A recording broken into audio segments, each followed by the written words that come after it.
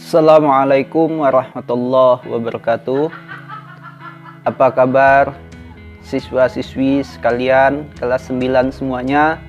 Mudah-mudahan sampai pada saat ini kalian semuanya dalam keadaan sehat walafiat, tidak kurang satu apapun.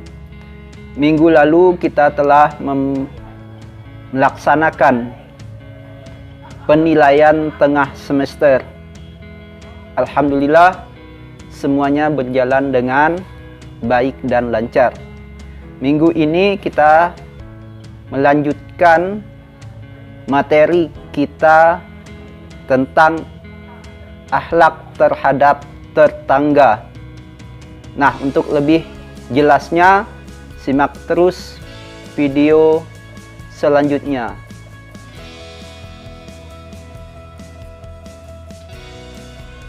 Baiklah, sekarang kita akan mempelajari pengertian tetangga. Tetangga adalah orang yang tinggal satu lingkungan dengan kita, bahkan lebih mengetahui keadaan kita daripada saudara atau orang tua yang berjauhan tempat tinggalnya. Sedangkan secara bahasa, tetangga adalah orang yang bertempat tinggal atau rumahnya berdekatan dengan rumah kita.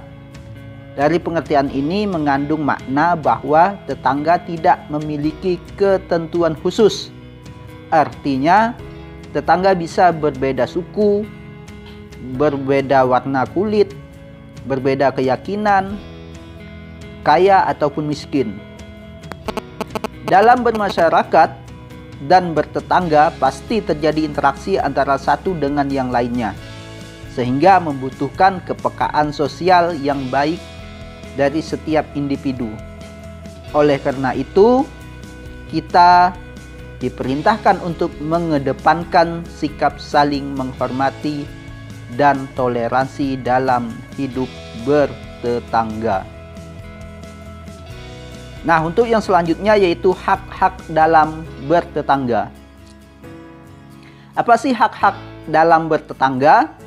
Yang pertama yaitu tetangga muslim yang masih memiliki hubungan kekeluargaan. Misalnya si A dengan pamannya, dengan bibinya, dengan sepupunya, dan lain sebagainya.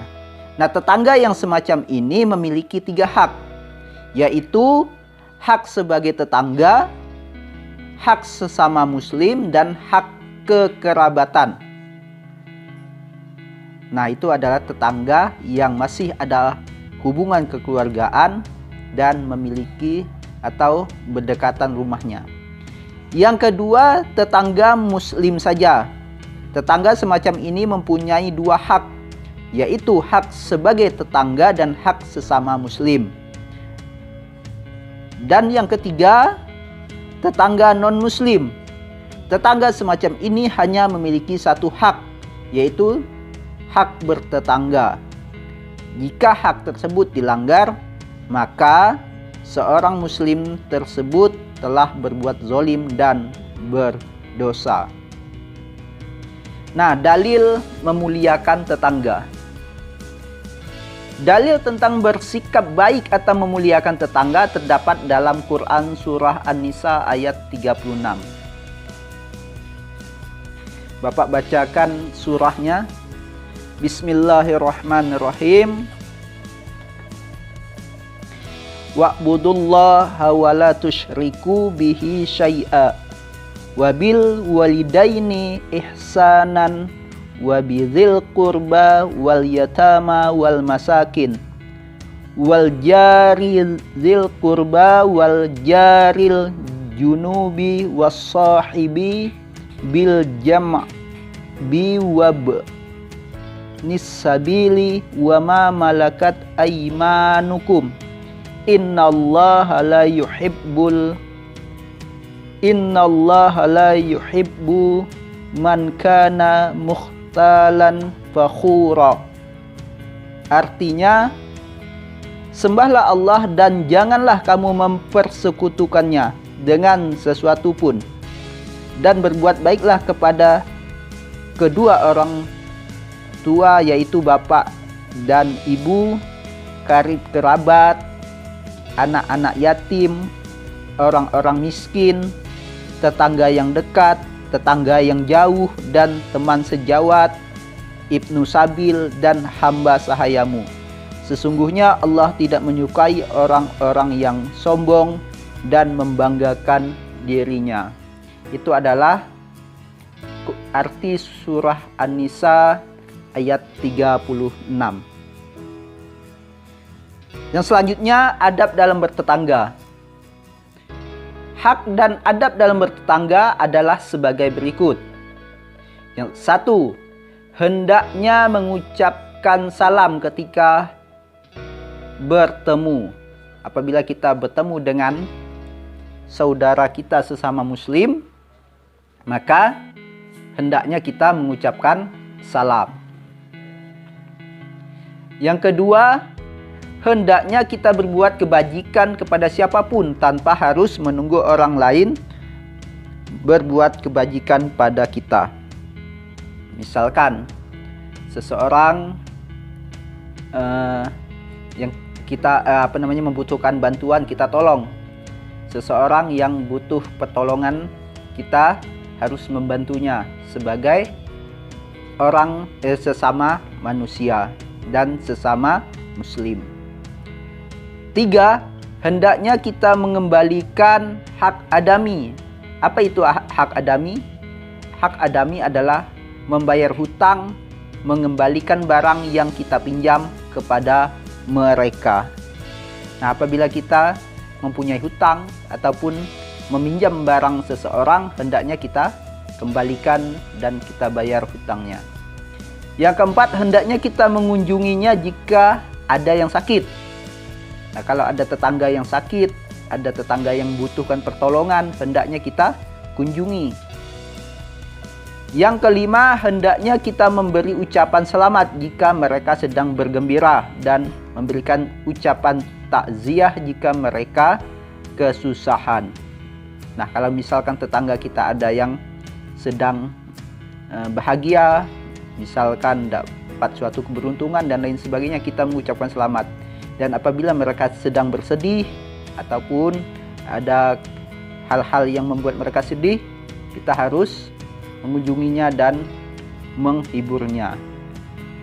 Yang keenam, hendaknya kita menutupi segala kekurangannya dan melindunginya dari segala kesulitan semampu kita.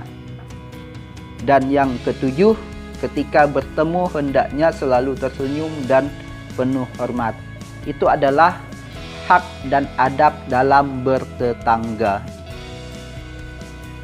Yang selanjutnya yaitu keutamaan memuliakan tetangga. Apa sih keutamaan memuliakan tetangga? Yang pertama, mendapat kasih sayang dan cinta dari Allah dan Rasulullah Shallallahu Alaihi Wasallam. Jadi, kalau kita memuliakan tetangga, maka kita akan mendapat kasih sayang dan cinta dari Allah dan Rasulullah. Yang kedua, tercipta keharmonisan dalam bermasyarakat karena hidup di tempat yang aman dan nyaman. Jadi, kalau kita tidak ada masalah dengan tetangga, tidak ada masalah dengan orang di sekitarnya, maka hidup kita akan terasa aman dan nyaman. 3. Mudah mendapatkan pertolongan ketika kita membutuhkan karena sifat suka menolong yang biasa kita lakukan.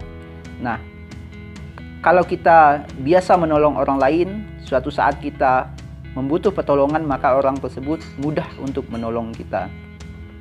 Dan yang keempat, dihormati masyarakat karena memiliki akhlak yang mulia. Nah, akhlak yang baik, akhlak yang mulia kita tanamkan, maka masyarakat berempati dan menghormati kita sebagai warga masyarakatnya. Nah, mungkin